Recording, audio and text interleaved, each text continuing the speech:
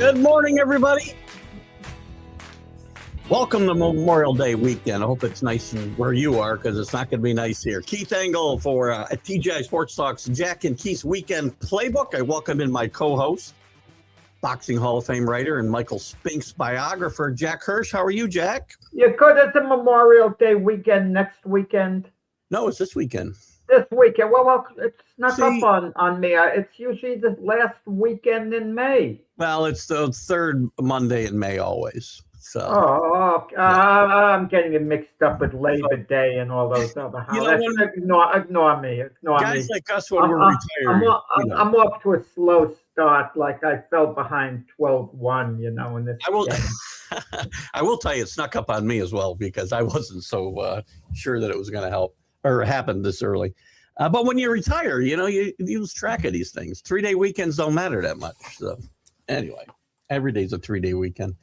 We'll start off today with, and we got a lot to get to, but we want to mention, kind of put, all our weekend plans and the sports that we normally talk about in perspective. One of the great NASCAR drivers, and again, I fully admit I'm not a huge NASCAR fan. I know you're not, Jack, but I think we'd be remiss not to mention the passing of one of the greats in NASCAR today, and I don't know about all time. Somebody else can debate that, but he's 41 years old, leaves behind a young family, and out of the blue, Kyle Busch passes away. We don't know what happened to him. He was admitted for some severe illness the last few days, and it's kind of sad. He's very accomplished. I mean, I could run down his list. I'm not going to do it, but he's a NASCAR champion 3 times over, I think.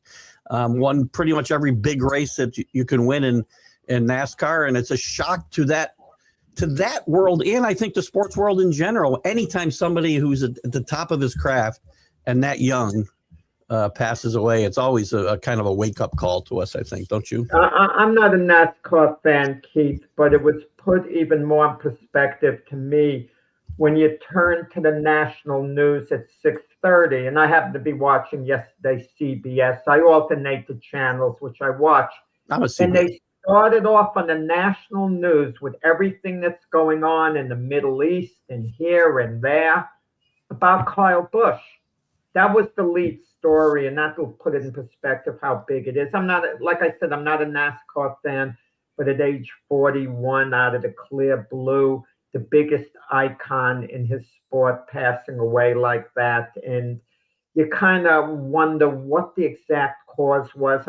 It's all going to come out, in due time, probably sooner rather than later.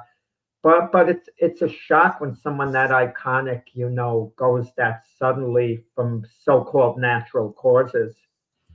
Well, it is. I mean, natural causes, I guess, but when you're 41 years old, there's got to be an underlying factor, right? It's not. I mean, obviously. Yeah. I don't mean obviously not old age. But, in any event, regardless of the reason, I mean, it's awful, and it's a major blow, to the sport. And our condolences go out to his 100%. Family, friends, and the racing community. 100%. It's it's funny when a guy that young goes. We always have this macabre kind of need to know why and what happened and all the details. But hopefully, I mean, we may never know. Who knows? Because some things just happen in life, and this is really one of those sad events. So hopefully, hopefully his family gets through this as well as they can. Always a tough time. So again, as Jack said, our thoughts and prayers to everybody involved there. And a lot of fans. I mean, fans take these things hard, right? I always go back. I'm going to say this just for 1 second. I always go back. This takes me back to Thurman Munson all the time when something like this happens to a guy who's active, playing, and people, a great number of people follow him and look up to him. I always go back to Thurman, and I can't believe it's been so many years that since that happened. And August 2nd always affects me the same way. It's funny. When I was 19 years old, still affects me now at 66 the same way. So it's interesting how that happens in the world of sports. But it puts life into perspective and puts the things that we'll talk about the rest of this hour in perspective as well, because there's a lot to talk about. The Knicks, our Knicks, who looked like they were dead Tuesday night in the water. I was getting ready to go to bed, and I never give up. But with 7 minutes left, even 6 minutes left, they're down 20. I'm like, they're not coming back here. This is just done. Let me get a couple minutes more sleep. And they go on a 40-11 run through the final minutes of the fourth quarter and overtime to pull that game out. And then really the game was closer, obviously. Well, I shouldn't say closer, but for the Knicks and the Cavs in game two, the Knicks, I felt dominant to me. I didn't feel the Cavs were ever going to win that game. Josh Hart comes back from a horrible game one and where he didn't even play the fourth quarter in overtime, and has a great game last night. I forgot what I was going to say now. Anyway, they played well. And more struggles for Harden, more struggles for Mitchell in a way, especially the end of game one. This has been – you couldn't ask for a better start to this series than the Knicks have had. Yeah. Just going back to game one, Ian, we'll talk about both games here together. Yeah. There was such a buzz, such excitement. Courtside seats reportedly were going for $53,000 a seat. I heard as much as $7,000. I heard as much as $7,000. Yeah. Yeah, $53,000. Oh, 53,000. What did you say? 7,000? I thought I heard 7,000. 53,000. 7,000 is cheap. Are you kidding me? Those seats would have gotten gobbled up quick. That's cheap to a guy like you. But. Yeah, no, I'm saying, but the point is, it's like the buzz was to the point where you want to go to the hottest Broadway show available. You can't wait to go. You hear the buzz, and then it's the flattest, most boring show imaginable. And I'm thinking in the fourth period of game one, this game's going to end with the Knicks losing badly, being completely flat, and the Garden crowd leaving deflated, and all the hopes of getting to the finals. They're going to think we might not get to the finals. We came all excited, and this was the worst possible scenario. We were awful. We had nothing, and then all of a sudden they come alive, and a scriptwriter couldn't have wrote it any better. The most dramatic turnaround. Once again, Keith, we hear percentages, 99.8% chance of losing the game. We heard that with the Patriots and Falcons. Yes. And maybe those odds were justified. But come on, if you have 0.2%, you're not going to come back. The odds, that's a once-in-a-lifetime thing. And we've seen it periodically happen over the years in sports. So I don't know that I believe those percentages. But the question was, were the Cavaliers going to be ready to play game two? My question was, were the Knicks going to be the ones who are going to have to let down? Were they going to be a little complacent? They came back, they won game one, and there's a whole different mindset if you're up 1-0 at home. All of a sudden, game two, while it's still important, it's not quite a must game. If the Knicks were down 1-0, yesterday would have been a desperate situation. It would have been a virtual must-win, game for them. Yeah. And the Cavs came out really well. There wasn't really a hangover the way it seemed. But Keith, you know what it comes down to at the end? We can analyze matchups. We can analyze strategies. We can analyze individual performances. You have to make shots. That's what it comes down to. And even Cleveland in the second half, they were missing a ton of foul shots even. You have to make shots. They missed about 11, I think, when Knicks went into the bonus with Cavs went into the bonus, I guess, with 9 minutes left, and they missed 11 foul shots from that point in. That would have put them in the game, at least at one point. They lost by 16. But when they had missed 9 or 10, it was only a 10-point game. And that was the difference in the game. And the Knicks defense coming out, this was a close game in the first half, but the Knicks had a run in the third quarter that was spearheaded again by the defense. And the Knicks spurts often are spearheaded by that defense, and people overlook that. And Josh Hart, I mentioned earlier, is always a big part of that. Anobi, too, by the way, I will say, I thought he looked much more active last night than he did in game one. He looked a little tentative in game one. But the whole Knick team came out a little flat, as you said, which isn't shocking after, an 8-day layoff. So, and they got it together. And this team is just playing. They're playing as well as, and we'll talk about the Thunder and Spurs in a little bit. They're playing as well as anybody right now. Now, they're not playing the same caliber of team as either Thunder or Spurs are playing. But I like what this Knick team has done here through game 1 or game 2. Now, remember, the old adage is these series don't really start until the home team loses a game. So we got the series started. I mean, I don't want to hear home court advantages. I'm not saying home court advantage, but they haven't lost a game at home. I know a lot of people are focusing on the Knicks. I'm focusing on the Cavaliers. They are so inconsistent. Donovan Mitchell didn't really show up till the end of the game. I don't want to hear that he got 26 points or whatever. He just didn't show up. He didn't play like a star. I liked his attitude when the game was basically over and they went to the bench with a little over a minute left. He shook everyone's hand and tried to encourage everyone. I like that attitude. That was very good, yes. That was a great attitude to have. Kudos to Donovan Mitchell for that. But where was he when they needed him? He's not acting like a star, you know. I mean, he's not playing like a star on a consistent basis. He's going to show up for a block of time during the game and be absolutely great. And then he's going to be missing in action a lot of the other times. Same with Jared Allen. He came out great. Jared Allen came out great. But then what happens to him? His numbers look good at the end. He disappears. Anunoby takes the ball to the basket.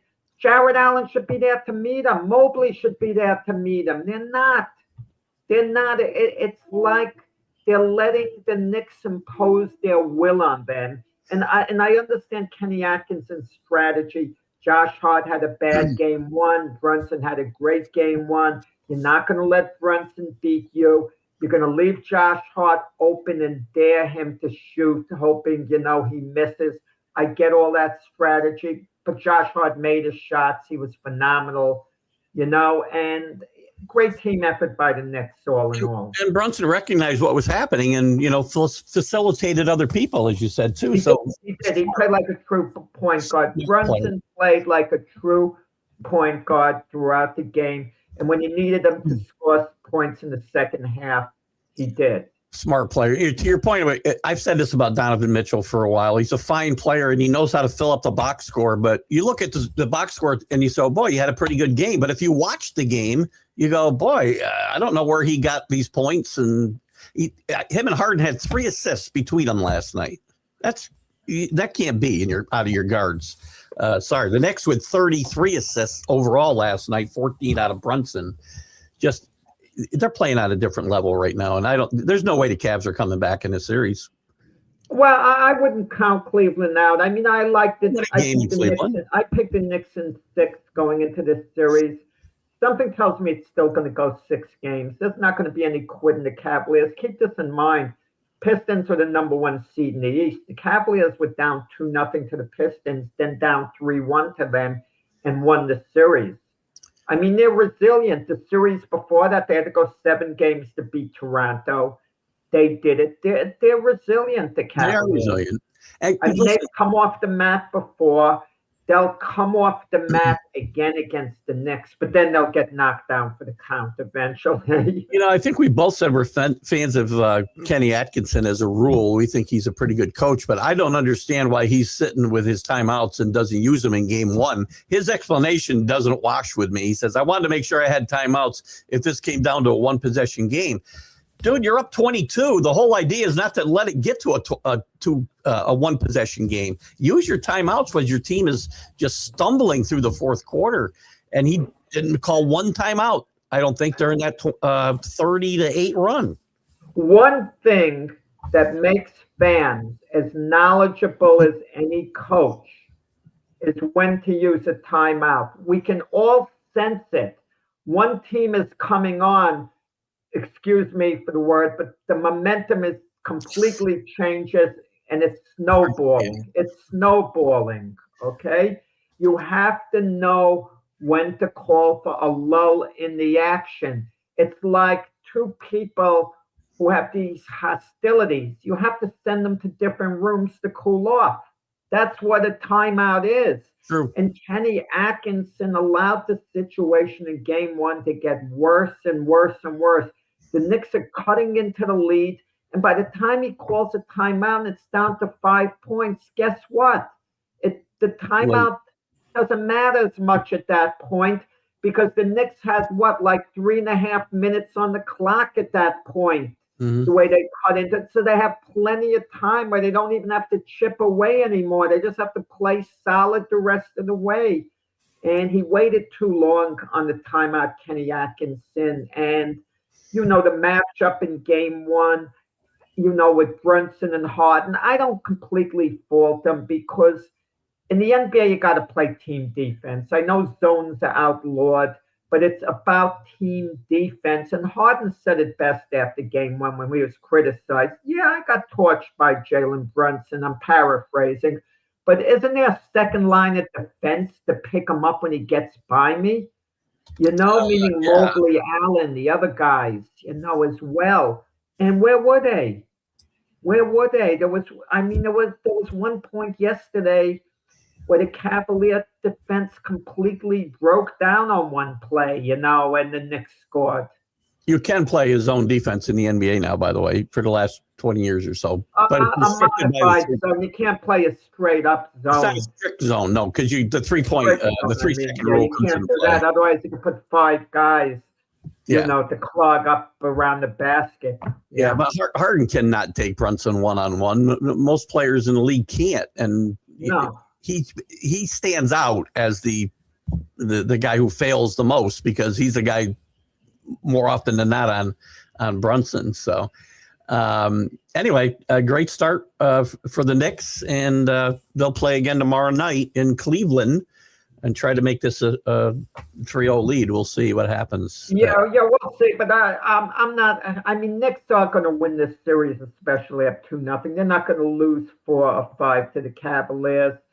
But all these thoughts of a Knicks sweep, this isn't going to be a repeat of the Philadelphia 76, series. It's just not.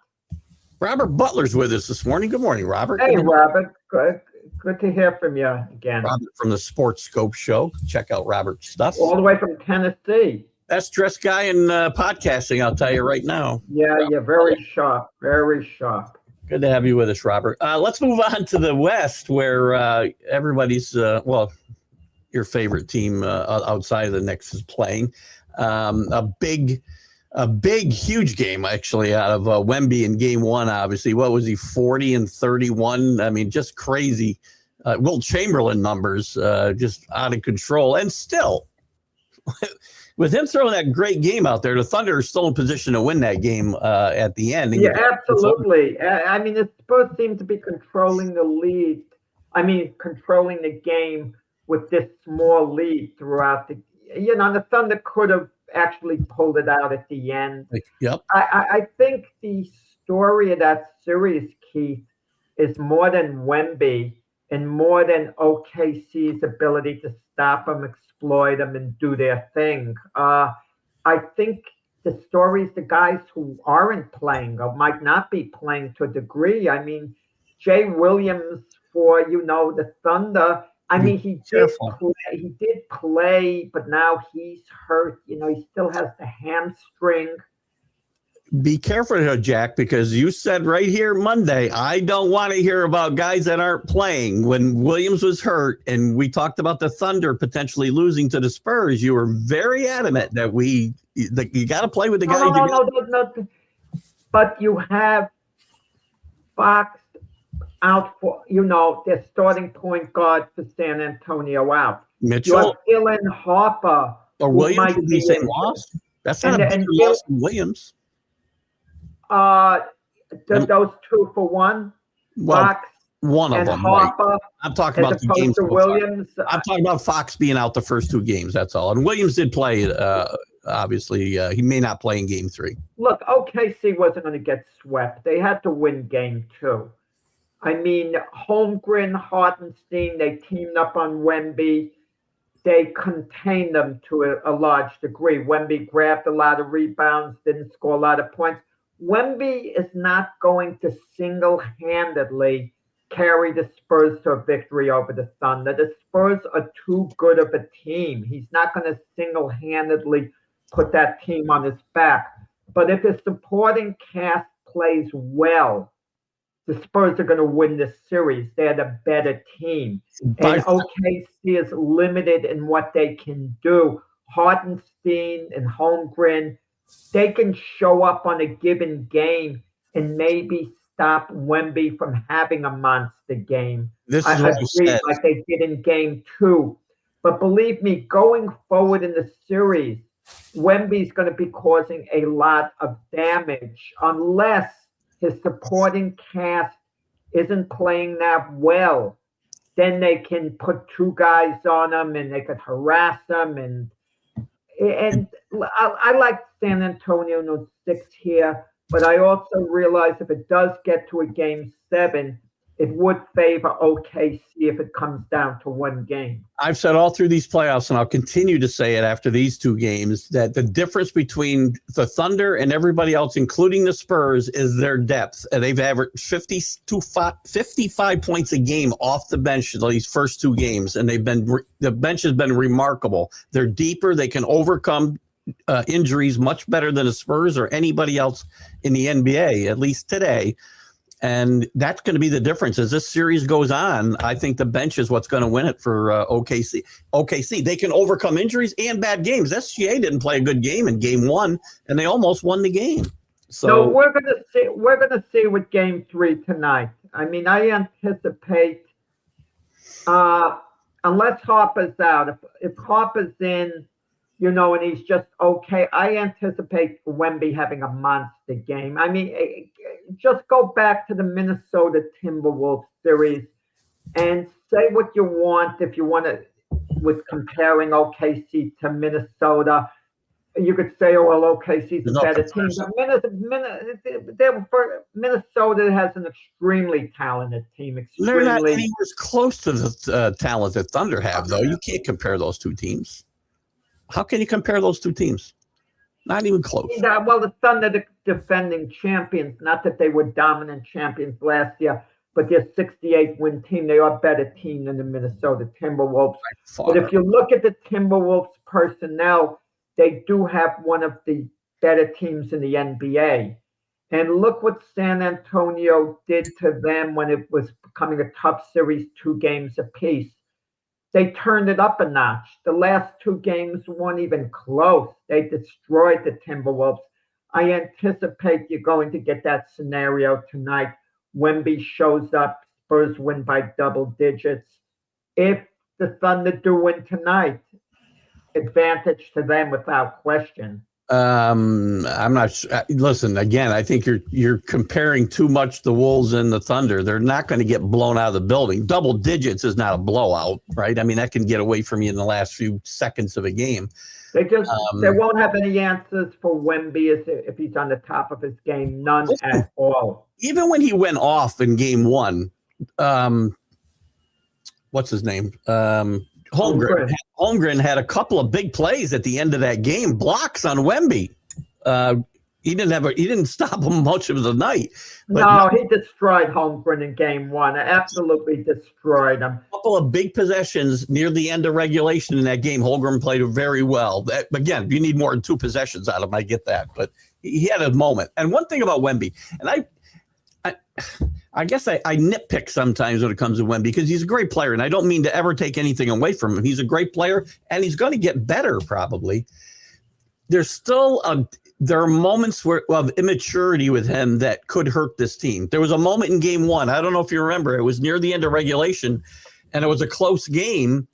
The Spurs had the ball, and he just lowers his head and rams into the guy and gets an offensive foul, and they lose the ball. Didn't hurt him, but it could have. And he has these moments where he seems to just, lose his mind and does something silly. There was no reason to do what he did. Just lowered his head and shouldered a guy to the ground. Yeah, Wemby in a way is like a big kid. Yeah. But I think that's good because he plays with enthusiasm and he doesn't strike me as an eye guy. He seems to get along really great with his teammates. And Wemby's ultra talented. I mean, Wemby, he'll take the big shot. He doesn't hesitate to take a 3-pointer. You leave Wemby open, He'll take the 3-pointers. I'll give him the 3-pointer all night long. Well, I would too, obviously, but I mean, we're going to see. You know, Stephen Castle tends to turn the ball over a little too much for my liking for San Antonio. You know, he's got to play a little more under control. But I'll agree with this. Wemby can play a great series, but if the other guys on the Spurs don't step up, they're not going to beat OKC because OKC is well balanced enough, too well balanced Very to much lose so. to just one guy. But if the rest of the Spurs team plays well, Wemby's absolutely showing up, and he's going to be the best player on the court by far. Yeah. And I think SGA takes this series over a little bit too going forward. But so SGA won't be able to drive to the basket and do his thing much with Wemby there. He just won't.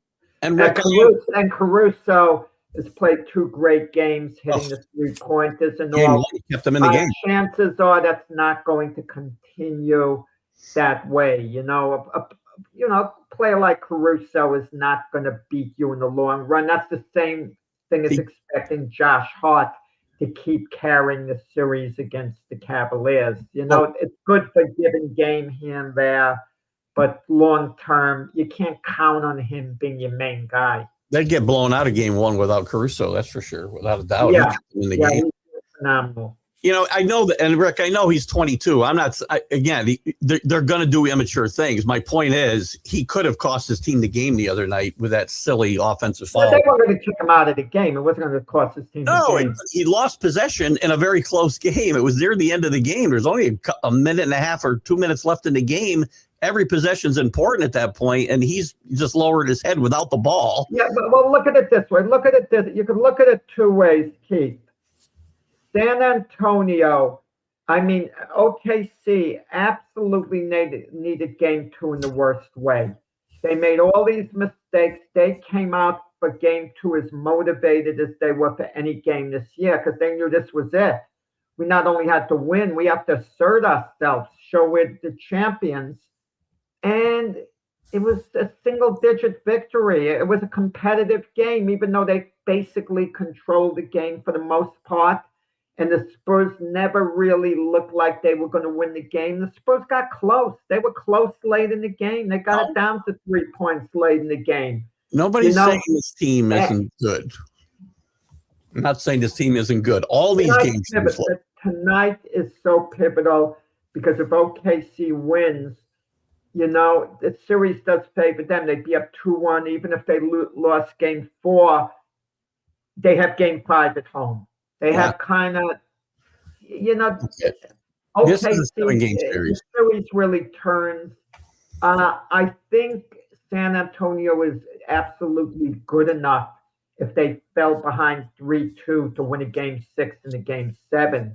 I mean, but if San Antonio lost both at home, then OKC is going to win this series, even though San Antonio might battle back.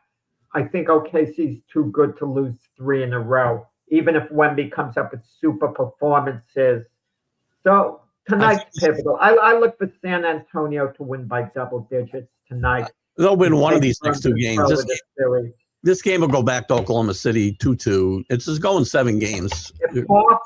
If Harper is out, Dylan Harper, it's a problem.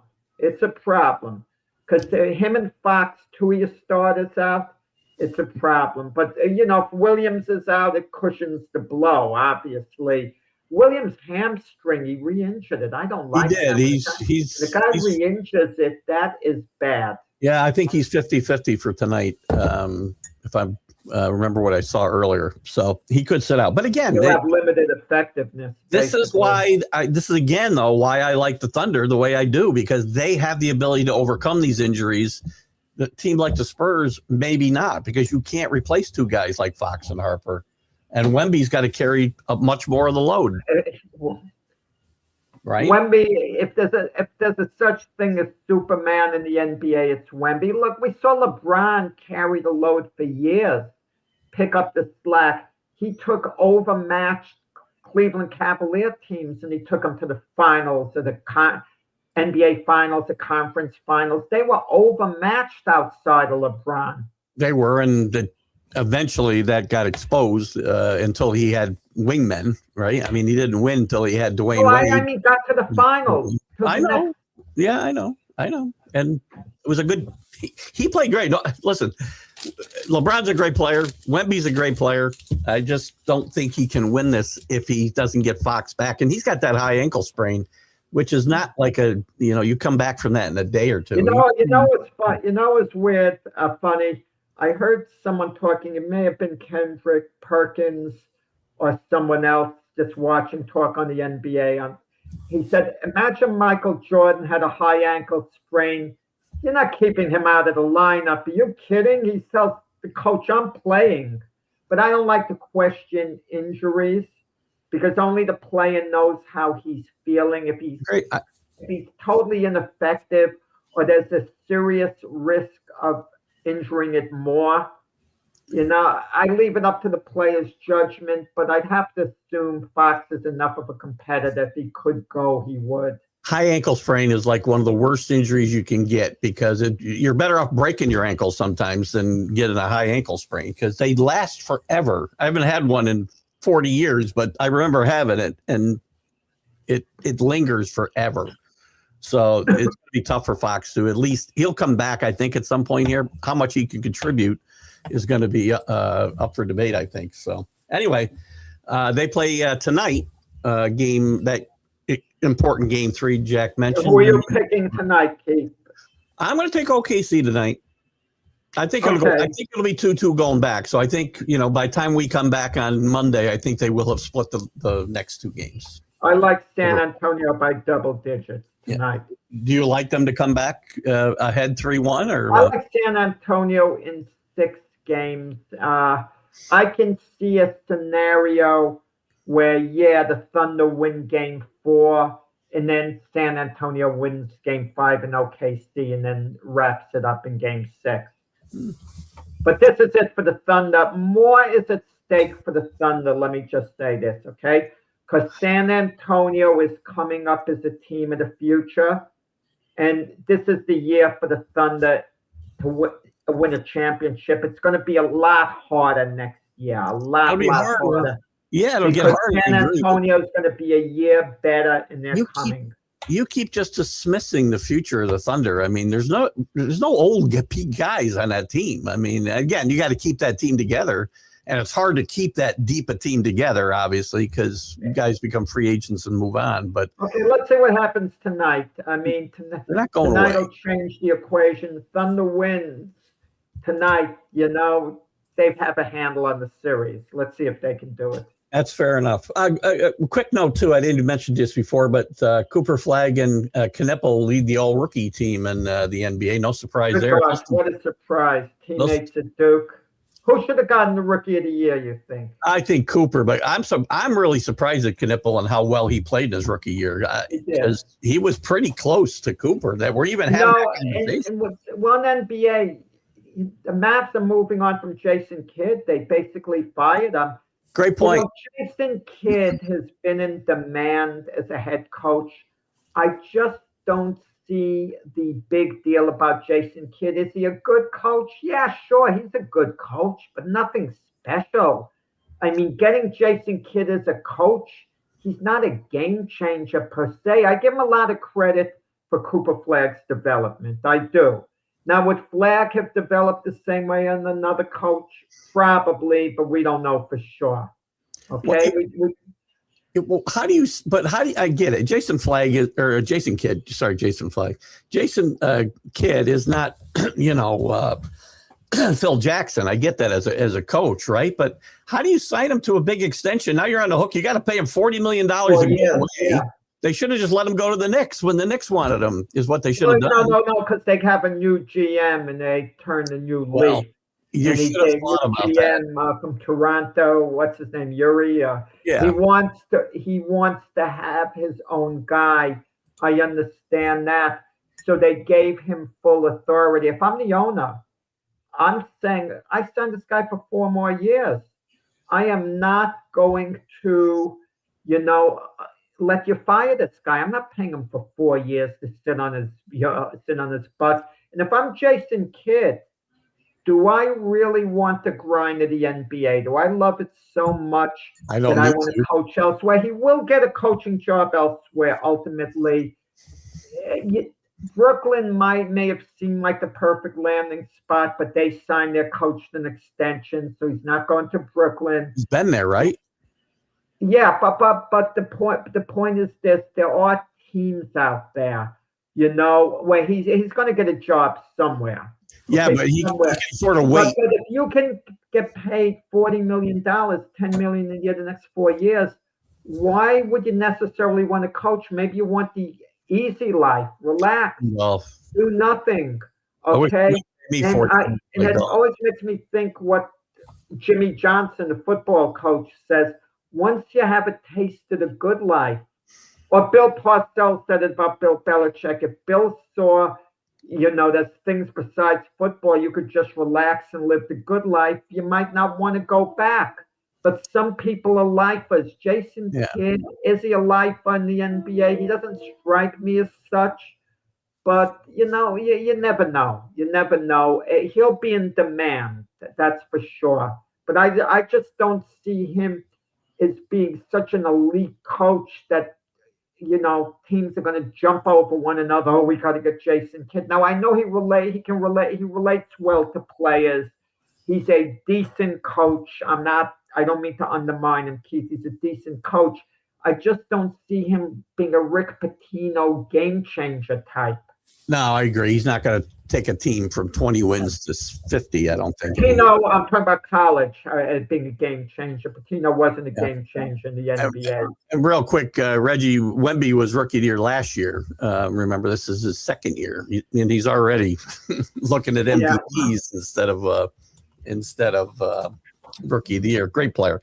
Let's switch gears a little bit. Let's move to the NFL because there's a couple of. I thought NHL you were going to move too quickly. What's that? I thought you were moving to NHL. No. Oh, I do want to get to the NHL. We'll talk about NHL right now. Actually, good point. Both conference finals off to start, and both underdogs win game one. The Canadians in kind of easy fashion, 6-2 over the Canes. Maybe sitting around hurt the Canes a little bit as well. It feels like they've been sitting around for like 2 weeks, but. And the Canadians come off a really tough series with the Sabres, and maybe momentum carried over there too. So we got Jack to say the word actually today in the show. Danny, you missed it. He misuses it. Danny misuses it. Doesn't understand the meaning of the word. It does exist. You use everything that would describe momentum. You say, but you just don't say momentum. That's all. So anyway.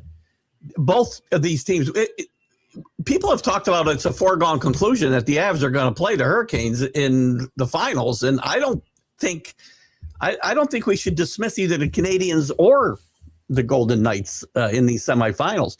Tortorella's done a great job in getting the Vegas on track when he came in with like 8 games left in the season, and they pretty much played good hockey through the playoffs. Obviously, they're in the conference finals here. He's Tortorella because he's got his team. He got fined $100,000 for not letting his team talk to the press. So he's still doing his John Tortorella things. And the Canadians, I know Danny gets on me for saying they're a big story, but they are. The NHL's better for the Canadians being relevant. I didn't say they have to win. They're relevant. That's good for hockey. It's fun. It's fun to watch these series. I mean, certainly a more recognizable franchise than the Carolina Hurricanes. The Carolina Hurricanes, powerhouse team. I mean, during the regular season, their record was so much better than the Montreal Canadiens. Last night, I kept flipping the channels, and the Canadiens, an avalanche of goals early. Mm-hmm. I mean, just like halfway through the first period, 4 goals. I mean, it's like Carolina got hit, no pun intended. They got hit by a hurricane, yesterday with Montreal. They came back a little. They made it 4-2.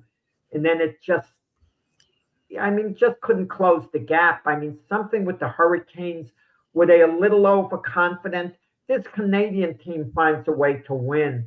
I mean, like even early in the playoffs against the Tampa Bay Lightning, they win a decisive game 7, only having 9 shots on goal that game, and they managed to win a game 2-1 that way. I mean, they find ways to beat you, the Canadians. They do. And, the Hurricanes, again, they might have been affected a little bit by the layoff. We'll see what happens in game 2. Big win for the Canadians on the road, though. So the inevitable Avs-Hurricanes matchup has to be put on hold for a little bit until we see what happens here in this. Let's see what happens in game 2 of both of these. This is hockey. Nothing's inevitable in hockey. It's just not. Yeah.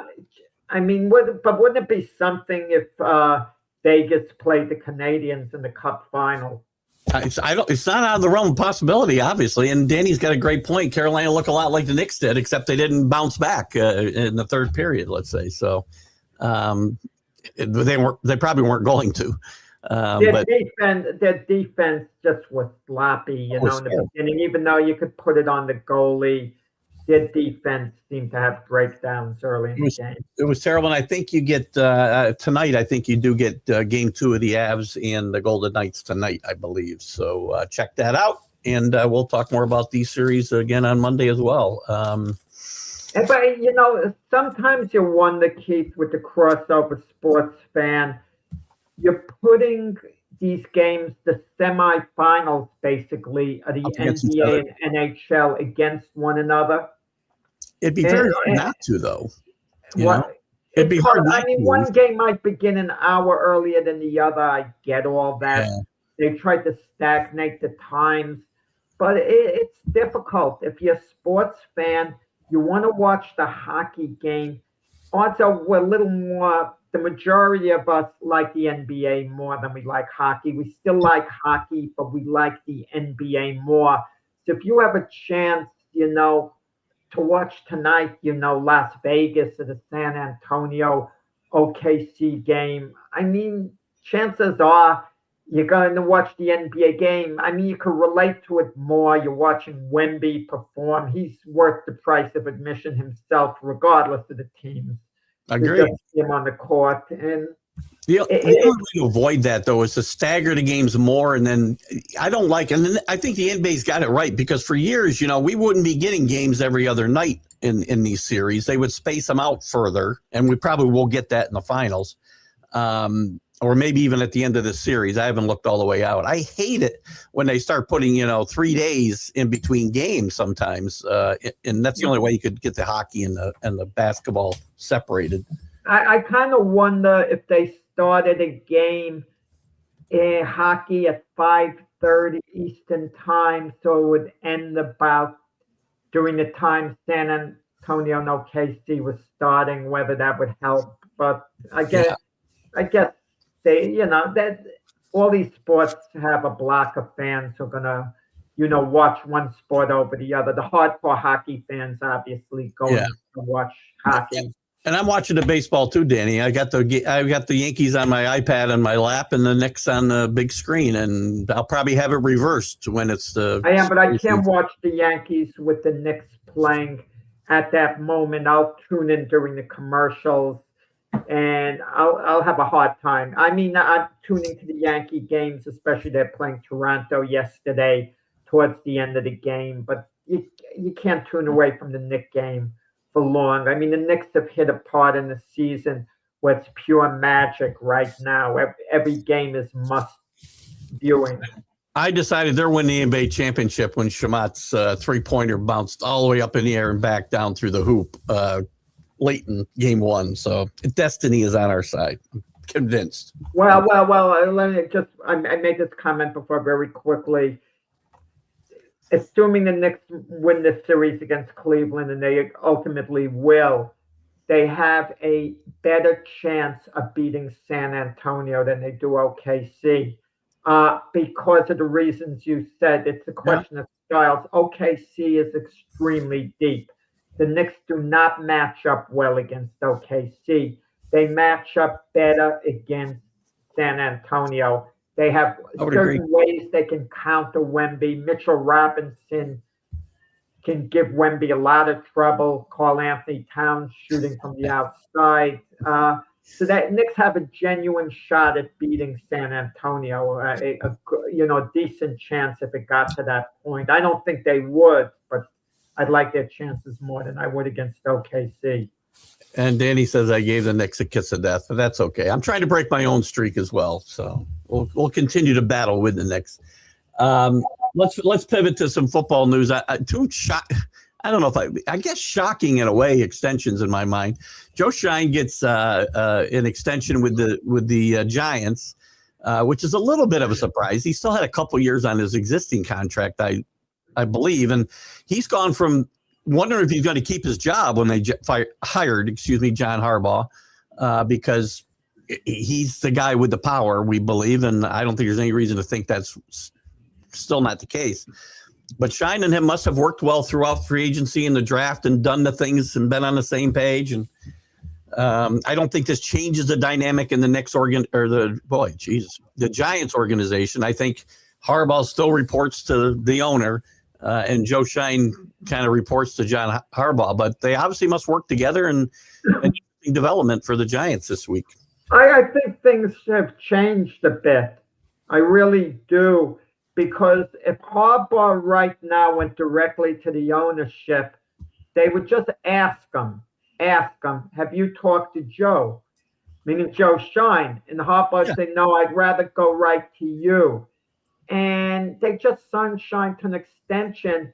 So Giant ownership would be honorable enough that they would deal with Harbaugh directly, but there'd be hurt feelings. Shine's feelings would be hurt because now he feels he has a good relationship with Harbaugh, obviously, and ownership feels the same way. Ownership wants Harbaugh and Shine to be buddy-buddy, get on the same page, work closely together. But you want to know something? Maybe that's the case because chances are Harbaugh's been very impressed with the work Shine has done. And he's leaned on them. He's used them as a major resource. They've sat down. They've talked about things. Shine says they haven't always agreed, but so and so. I kind of wonder with the draft. Was it a power struggle or not? When they made their draft selections, was it a question of Harbaugh getting his guy? Shine and not quite getting the guy Shine wanted, or maybe was it Harbaugh saying to Shine, okay, I'll give in to you. You really think this is the case? We'll go this way. Because I didn't understand they had a chance to get Caleb Downs, the safety. Isn't he Harbaugh's type of player? He is. Would replicate what they had with the Ravens. So I kind of wondered about that. Not that it was a bad selection. You want to protect Jackson Dart, but was that a case of Shine maybe convincing Harbaugh, talking to him, saying, John, I really think we need this guy to protect Jackson Dart, and Harbaugh's thinking, okay, I'll give it to you, Joe. I think it's quite possible, but I do think that at the end of the day, I wouldn't use it wasn't necessarily a power struggle, because if it was a real power struggle, this extension wouldn't have happened. Harbaugh would have found a way to get him out. Right. Shine would have left. So if it was that, there's no power struggle. They obviously work well together. Yeah. But there's probably going to get to a point. Where they're both going to want something exactly different. And Shine with this extension might feel emboldened, and to ownership's way of thinking, well, he's the GM. And it comes down to winning. Look, if John Harbaugh goes 5-12 this season, he's not going to get fired. We know that. He is not going to get fired after 1 year. They're not even going to consider that because they're in it for more than 1 year. But he is going to lose a certain amount of power. Not after one season. It came down to this. I don't think after one season. If he throws up back-to-back 5-12s, he'll start to lose. Yeah, then it maybe changes things. But look, right now there's harmony. They're working well together, and it's we don't know what goes on behind closed doors, but it seems like Harbaugh has a lot of faith in Joe Shine. He a lot of faith, So. and chances are they sit down, and the two of them are maybe getting along really great, working together great. And Joe Shine knows Harpo's there. He can't fire him. He's not his boss per se. Right. But listen, it's nice that they worked it out. It's nice that they worked it out. And if there's true harmony between the two of them, and it appears that would be the case right now, that's only a good thing for the Giants. Well, I think it's important that they work together and can be cohesive, because at the top with John Mara, I'm not sure where his health status is right now. I mean, he's the ultimate guy, but he's had some health issues the last year and a half or so, and we don't know what his situation is. So those two guys need to be on the same page, because there may not be a guy to referee. So, Well, they haven't been fighting. I mean, Harbaugh brought in someone from Baltimore. Brought in someone from Baltimore to help. Yep. But look, Joe Shine's a hard worker. He did tremendous due diligence on college players for the draft. He had a head start on Harbaugh for that. Yep. And Harbaugh obviously respects his work. And look, it's great. Listen, so far there seems harmony. There doesn't seem to be any cracks at all. They work well together. Maybe their personalities, mesh perfectly. Who knows? So possible. Good for them. Good for them. The other bit of news out of the NFL yesterday was Matthew Stafford signing a one-year extension for $55 million, could be as much as 60. So for the next 2 years, and again, he's still playing at the top of his game, but he's getting up there in age. And they took a quarterback with the 14th pick, 13th pick. And to me, this makes this pick look even worse now, because no, it doesn't. Hold on. Let me finish. Then you can shoot me down. They've wrapped up now $105 million a year the next 2 years. So Stafford's the quarterback, no matter what, unless something drastic happens. They did nothing to help him the next 2 years. Nothing to help Matthew Stafford get over the top in the NFC, and they're right at the doorstep. They were last year. They did nothing to get better, and at least with their first round draft pick, right? And I think that's nuts. He's not going to play for at least 2 more years. I don't see how it helps. Now go ahead and tell me why I'm wrong. The point is this: when Ty Simpson was drafted, you knew Stafford was the quarterback next year. The Rams knew they had to do something to make Stafford happy. They had to extend him. I'm surprised the extension was only for 1 year, that Stafford didn't insist on an extra year, 2 years to be extended. But then again, I thought I heard 2 in the beginning, actually, but I saw 1. No, he's on the contract next year, and they extended him 1 year. Yeah. And they made him one of the highest paid quarterbacks in the NFL for next season. Okay? So it sends a message that Stafford should have no immediate concern about Ty Simpson. He shouldn't anyway, per se, based on performance. But let's be honest, when you draft a guy in the first round, number 13 overall, the clock starts ticking on the starting quarterback. It starts ticking. Again, sometimes you can hold off the guy they drafted. You can hold him off as much as 3 years, as Barr did with Rodgers and Rodgers did with Love. I get that. But the clock is ticking. You can't look the moment. Yeah, you're looking over your shoulder all along. It even happened. Look, it even happened with the San Diego Chargers. They moved on from Drew Brees because they had drafted Phillip Rivers. It happens. See, this team didn't win last year, though, Danny. This is my point. Listen, I'm not saying you don't find a potential replacement for your 40-year-old quarterback. I get it. But to use the 14th pick in the draft and not make yourself any better – I'm sorry, I keep saying 14th. 13th pick in the draft and not make yourself any better for the next 2 years with your 40-year-old quarterback. You didn't get to the Super Bowl. You didn't win the Super Bowl last year. You need something to get over the top. And they did nothing to help him. So, I mean, I understand some of the thought process, but they obviously feel I don't get it. Ty Simpson is going to be a really good NFL quarterback. I mean, they obviously feel out the Rams hierarchy, but I kind of wonder. The Rams GM is friends with Simpson's dad, so maybe he's overreaching a little with Ty Simpson, and especially with the quarterbacks next year that are coming out. But then again, I understand at least the Rams' logic. They were picking number 13 this year. For the next draft, they're not going to be picking nearly as high because they're projected to have a pretty good team. So let's say they're picking, I'm just throwing a number, let's double it, number 26. You know, a Ty Simpson type isn't going to be available for them at that number. They could still maybe draft a quarterback, but you're taking more of a flyer on someone. He's not they extended Stafford a year. The message is clear. Stafford is absolutely the starting quarterback the next 2 years, and Simpson sits the next 2 years. Case closed. If they didn't sign him to the extension, all the Rams are going to be hearing about, and all the talk we're going to be hearing about, is when Simpson is going to be playing, that this is Stafford's last year on the contract.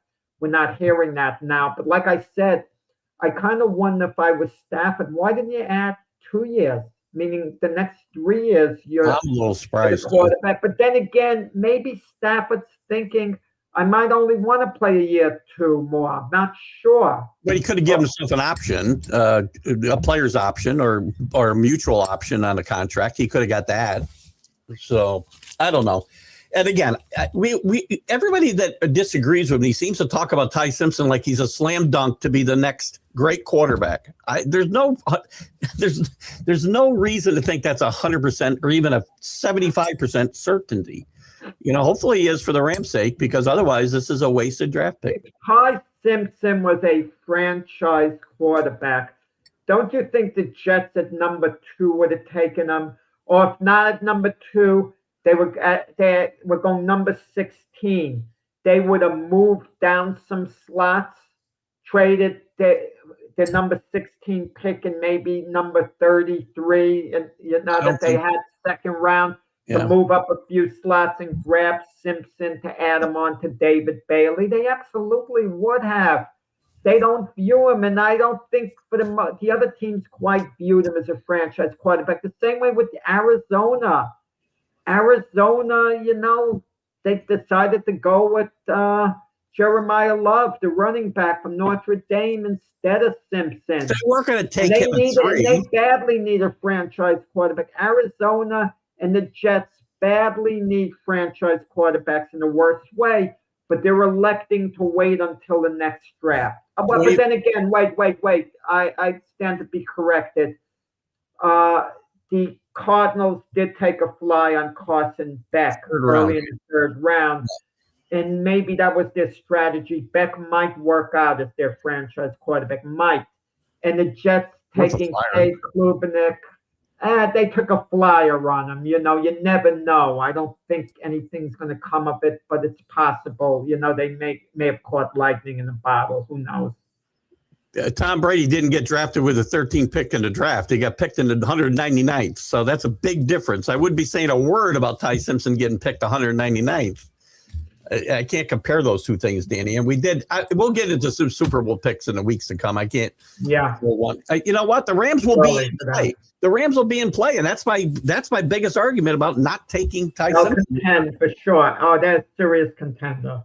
Yeah, and Ty Simpson doesn't make him any better a contender. So that's my argument right there. It stays. And Danny, I saw your note before. We did mention Kyle Busch earlier in the show, and it's a very sad situation there for sure.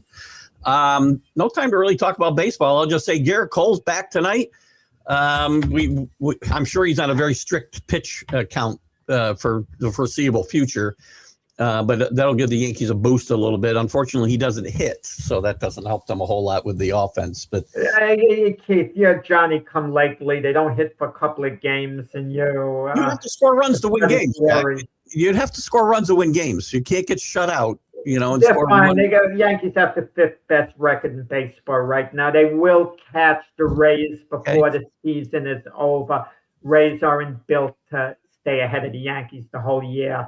Yankees will catch him at some point, even if it's as late as August. I'm not a rose-colored glasses fan. I'm always looking to get better and the things that the team can do to get better. I don't just go, everything's fine. Don't worry. We got the 5th best record in baseball. We don't need to worry about anything. You need to worry about things. So. A lot of teams passed on Brady. Again, I'm not sure where the comparison comes in because Brady was a 6th-round draft pick, not a 1st-round pick. Anyway, I will give you we'll have the baseball update later, and we'll talk some more baseball. We didn't have time today, but we will. Jack, anything in boxing? We're a little bit over. Sorry. Tomorrow night, Alexander Usyk fights a kickboxer, so I don't kind of want to dignify it. Usyk is the world heavyweight champion, and the sanctioning bodies at least say, well, if Usyk wins, they'll count it as a title defense. If he loses, they won't. They'll regard it like a non-title fight. And what can I say? But Usyk is entitled to have a breather. He's after beating Daniel Dubois twice, Anthony Joshua twice, Tyson Fury twice. He's entitled to have what's known as a laugher. Okay. Is this like when Ali fought that guy in Japan? No, because this is going to be a legitimate boxing match. Ali against Antonio Inoki back in 75, 76. It was a mixed match in a way. Inoki kept kicking at Ali's legs. Yeah. That was the farce of all farces. Ali had blood clots in his legs. I remember. Yeah, it was a serious thing. It's terrible. On the undercard, Chuck Wepner fought Andre the Giant. I don't know if you remember that. I don't remember that. I didn't know that. Andre the Giant threw Chuck out of the ring. It was a Rocky later Stallone. I remember. He replicated that with Thunder Lips and being thrown out of the ring. Stallone copied Wepner a tremendous amount. I could go over it sometime. He really did. We should talk. That should be one of our shows when we're looking to, do something to fill in when one of us is not available. Maybe a tall show about Rocky and Chuck Wepner because there's a lot there to unpack. So anyway, that's all we got. Check out. I think Wepner maybe on the podcast to talk about this stuff. Can he talk yet? I mean, geez. Yeah, he's okay. He's okay. He's had some issues, but he seems to be good. I saw a great documentary. It might have been on 30 for 30. The Real Rocky, I think, was the name of it. It was really, really good. But we'll check them out. Check out Jack tomorrow morning on the debate show with James and Brian, and I'll be back Sunday with the Stream of Consciousness and this afternoon with the MLB update. So, guys, have a great Friday, great Memorial Day weekend, and remember, please, why we celebrate this weekend, because it's important. Have a great weekend. Bye-bye, guys.